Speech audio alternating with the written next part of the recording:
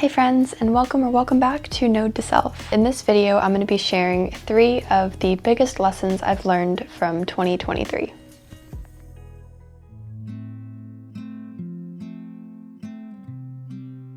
So as we buckle in for 2024, the first thing that I've realized is learning to be content with waiting.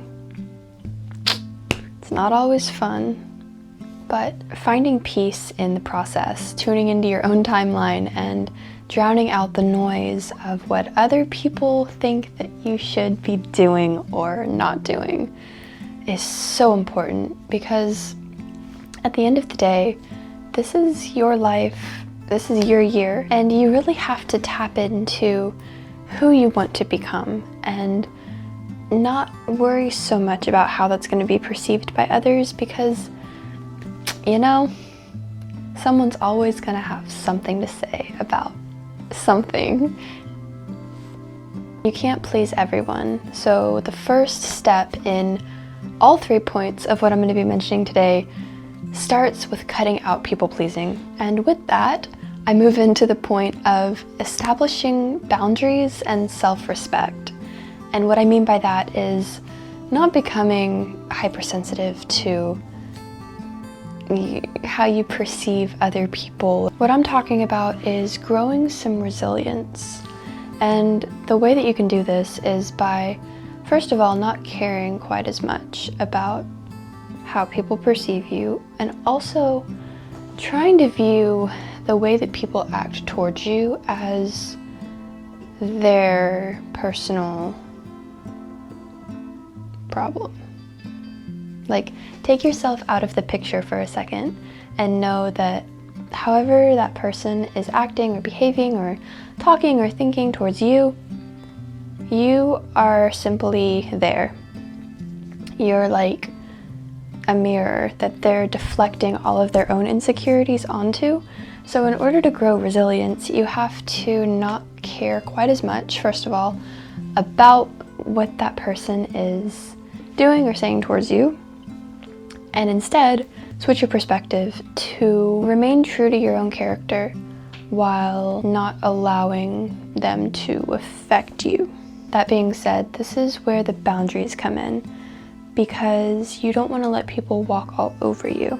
One of the coolest things is being able to stay so true to who you are, but still get the job done. You can communicate a point with so much grace and dignity, and it almost makes it all the more effective, because at the end of the day, that person won't have anything bad to say about you.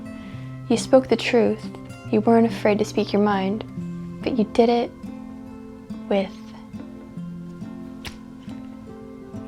kindness.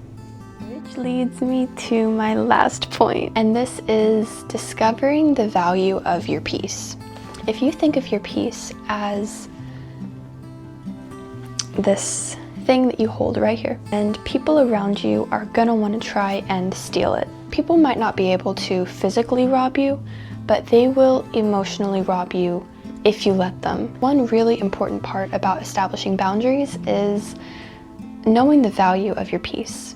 When you get frustrated and you get angry and want to just lash out at someone or speak your mind in a way that may not be the nicest, you vent all of your frustration before managing it in a healthy way. All that does is give away all of your peace, and knowing how valuable your peace is so important to avoid letting yourself get to this point, because, you know, things in life happen, and it's not always what happens in life, but it's how we react to it.